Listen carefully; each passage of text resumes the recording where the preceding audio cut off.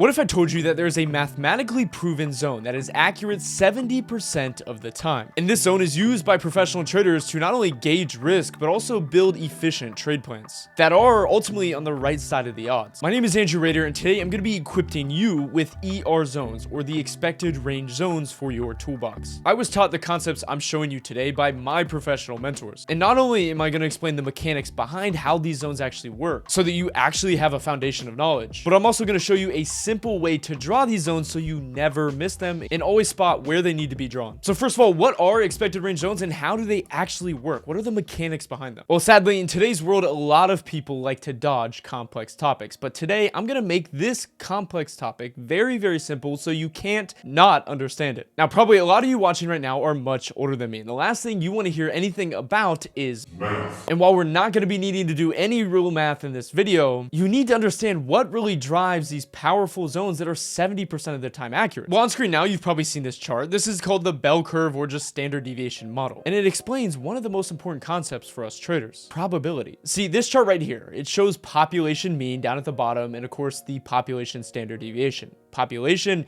is just referring to all the available samples that we're measuring. In this case, for us traders, it's going to be price action. And standard deviation, of course, is just referring to the variance. All it is a measure of, if we put these two lines here, can we get majority, or 70% of the data between these two lines? That's all standard deviation is. And of course, on that image, you have one standard deviation out, two standard deviations out, and three standard deviations out. What this chart shows is that 68% of the time, majority of the population, or majority of price action, will stay within one standard deviation, and 95% of price action will stay within two standard deviations, and nearly 100% of the time price action will stay within three. So knowing this model, what if there was a way to do this with trading, that you were able to calculate those standard deviations to know exactly where 70% of the time plus that price action was going to fall between these two levels? And if we were able to do that, that would be powerful, because not only will we know where to focus our trade ideas in between, because that's where majority of the time they will end up, but also we'll cut out a lot of the noise of where price action is just likely not going to go.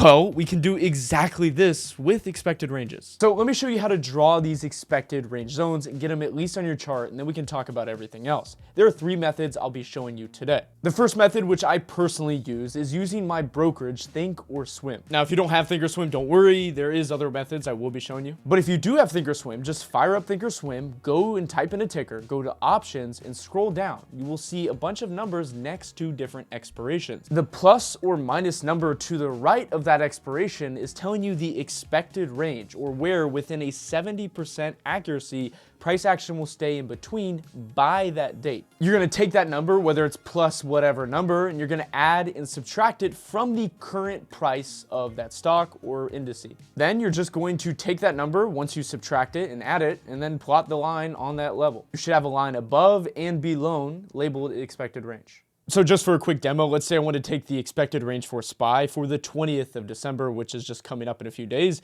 I would go here, I would go to December 20th, and I would look, and for SPY, it says 7.42.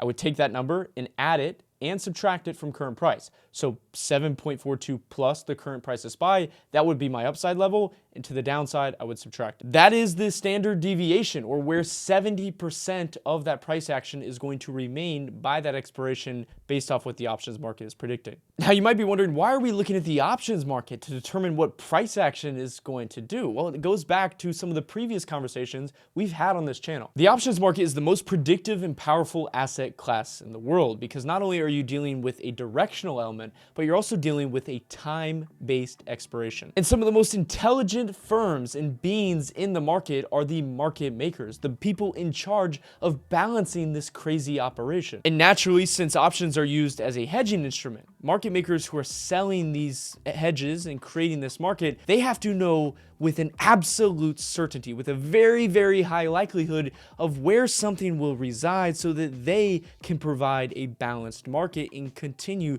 to stay in business. And what I'm getting at is, because the options market maker business is so difficult, because they're dealing with not only a directional element to try to balance, but they're also trying to balance the time aspect of it, of not only where do we need to go, but when do we need to balance these things. It attracts some of the most intelligent models and most accurate expectations set by anything in the market. And that number that I showed you how to get, that standard deviation, the expected range, which is basically the image I showed you at the beginning of the video, that is a result of the market makers and them setting this expectation. And the only reason we get to see it is because they legally have to show open interest and volume, which thankfully exposes that data to us. But even with it right in front of you with so much brain rot trading content, it just goes over everyone's head. So I'm sure they're not worried. So how do we actually use these zones and implement them into our trading strategy and perspective in the market? Well, it's pretty simple. Once you've drawn them on your chart, you always want to draw a support zone on the bottom one and a resistance zone on the top one. Why is that?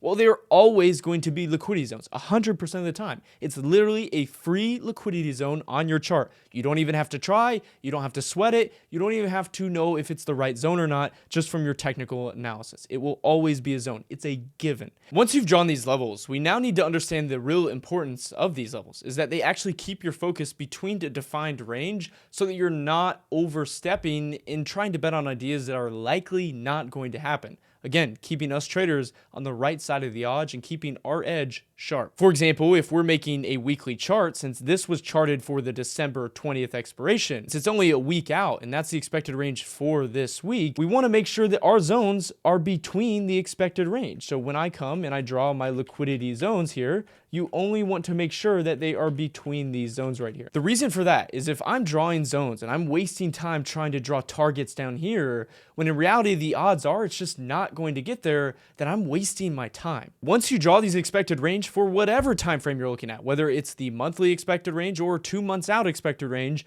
you want to draw your zones only between these two levels. That's going to not only, one, give you more accurate charts that are relevant, that give you actionable plans and ideas, but it's also going to keep you within the higher probability of trades. And if you're a trader who's charting things and you're drawing zones, you're doing take profits, you're showing these different levels you want it to get to, if it's not within the expected range of that time frame you're expecting that move to happen, well, guess what? It's likely not going to happen. And you may never know unless if you knew what the expected range was to begin with. If you're always betting on outperformance of the market, beating the expected range, you're likely not going to be profitable. I mean, take, for example, bears. Bearish people in the market, the bears who always try to predict the collapse, they're never right. They're always betting on some move that it beats expected range, but just never happened. I mean, profitable bearish investors are so rare that they literally made a movie about the only one that was, Michael Burry. So just to recap, these zones are incredibly important. Not only do they help us narrow our focus down to where we need to do technical analysis between those two levels, but they themselves are also free liquidity levels for our time frame we're looking at. If that zone is tagged by that expiration that we mapped out, then it's likely to be something that's actionable and to see a bounce or reaction off of. Not only that, but it gives us kind of a probable estimation that, well, if we go up to that level by that expiration, that's likely to where the risk reward is starting to diminish. So it's likely that, well, again, with a 70% chance that the markets might pull back away from that level, because that's where majority of price action was likely to reside by that given date. So now that you know the mechanics behind these zones, how they work, but also how to actually draw them on your chart. And believe me, for those that don't have TOS, I didn't forget about you. Just let me cook. I'll show those methods at the end. They're super easy on how to get this exact number. But we need to talk about how I specifically implement this into my trading system so that you can develop an edge like I have with this zone. Now, the first way I implement this into my trading system, in the first major rule, is that I will always chart the expected range on the weekend, on Sunday, for the following Friday. The reason being is not only do I want to capture the entire week without doing it like halfway through or halfway through the previous week, but mainly because market makers are going to balance the market around that Friday's close. So in case you guys don't know, this is a topic for another day, but each day kind of has its own characteristics in the market of how price action performs, because the market makers are trying to balance it into that Friday expiration, which has more money on it, and thus where the standard deviation or expected range is more accurate. More money, more reason to be accurate about this expected range. Now, of course, I do throw up a monthly chart once in a while. And if I do want to chart for the next month, what I will do is choose the next monthly expiration. So let's say right now I want to chart for the next month. I want to chart for January. Instead of doing January 31st or something like that, do it to the next monthly expiration, which is the third Friday of every single month. So the next one would be January 17th. I know it might seem kind of weird, but that monthly expiration is where majority of the money is stacked, even if it's not 30 days from where you sit currently. But when I say I throw up a monthly chart, that is what I mean, and that is what you can expect for the next kind of 30 days, even if it's not 30 days. The second rule is do not update these levels. When you sit down and chart these on Sunday like I do, I will not update this level throughout the week, because they will always remain an important level, and I want to keep that expectation on my chart to see whether it's broken or not. Whether the expected range is broken or not has different implications, so we want to keep that original expected range there. The expected range will always change. If you look at it one day, every time the SPY moves, it's always going to be adjusting one standard deviation up and one standard deviation down from current price based off what the options market is telling us. So price will theoretically never touch the expected range because price is always moving. So that's why we kind of freeze it and lock it in on our chart so we know what they were expecting coming into that week or that month, whatever time frame you're using. Now, the third rule of how I implement this into my system is that I only chart this level on the ETFs, or for you futures traders, the indices. The reason I don't do individual stocks is because if we want to make an accurate game plan, it's best to do it on something that represents the overall market or an overall sector or industry rather than an individual stock. A lot of the expected ranges within individual stocks often get broken, especially for tickers that don't really have options. The expected range is not going to be very accurate. For example, something like a penny stock. So keep this level really to only the ETFs and major indices to create an overall expectation for where the market can go. Now, the fourth rule and general rule of thumb is that if the expected range is touched or broken earlier in the week, it is likely to not come back into the expected week. So I'm talking Monday or Tuesday, maybe Wednesday.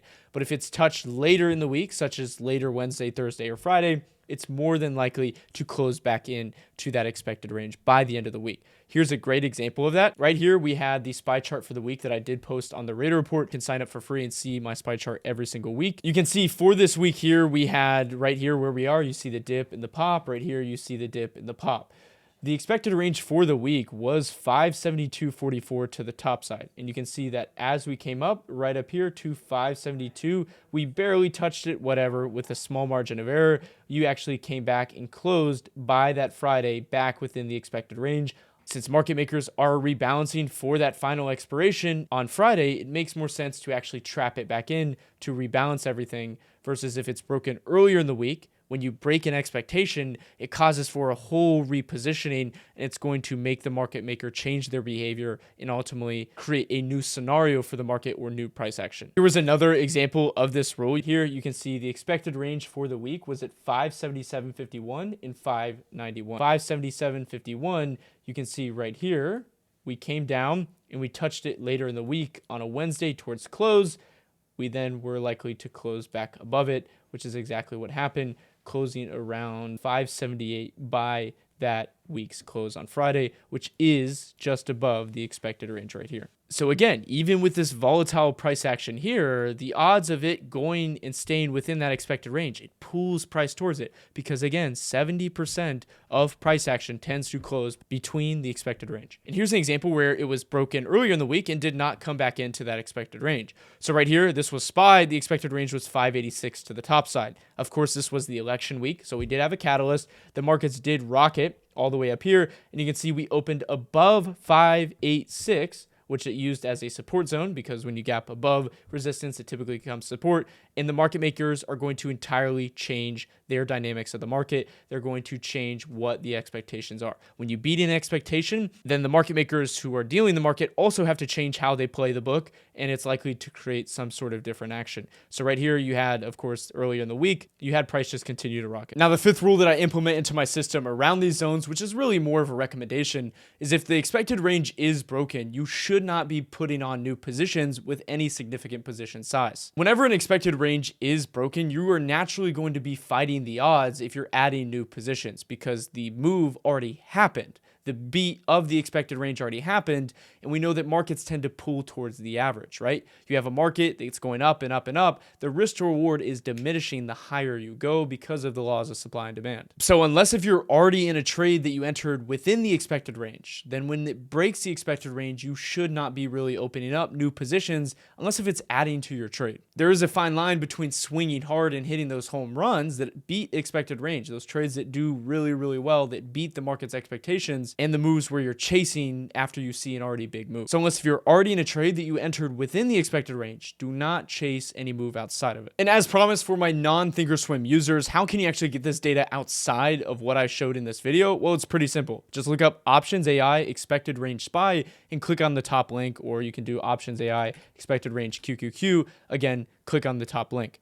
Now, if I click on this, you should see something like, what? Okay, I guess they banned me from their website, but you would see it right on there. Now, another way you can do this is, yes, do the standard deviation calculation, or pull up your broker and then go to the options Greeks. You want to find which one on the call and put side is closest to negative or positive 0.16 delta. Whichever one is closest to that, that is going to be really your expected range. Is it going to be necessarily as accurate as the one I showed you? Maybe not, maybe. Depending on your brokerage, it will change. But that is another way you can get this number. And if all else fails, you can go to barchart.com. I'm friends with these guys. And you can go to their, type in any ticker at the top here. And you want to go down to expected move here on the left side. Click this expected move. Tell the add to GTFO. And then you will see all the expected moves for the expiration here. Now, custom of every single one of my videos is including one of the juiciest pieces of information towards the end so that those who are too impatient to watch actually skip this part. And this concept I'm going to give you is sometimes the market makers are wrong with their expected ranges. Now, I know we just spent a long time explaining how accurate the market makers were and everything else, but they sometimes don't see the data we see that might be a hint to beat the market. For example, I traded off market mechanics and I reference seasonal trends. I also reference rotations, some select option and option flow based off my criteria. Sometimes things like option flow and a seasonal tendency can be enough to justify why an expected range might break. What you want to pay attention to is when the expected ranges are abnormally tight or abnormally wide. It can actually imply that the contrary is going to happen. When an expected range is really tight, it's likely suggesting that you want to be betting on outperformance, a break of that expected range, because you'll be paid more if you do. A super tight expected range in a month like November where you expect a big pump can be a big sign to actually look for data to suggest otherwise, and that actually betting on the breakouts to the upside is likely the better scenario. A wider than normal expected range is likely a hint that you should be betting on contraction because the market makers are pricing in so much,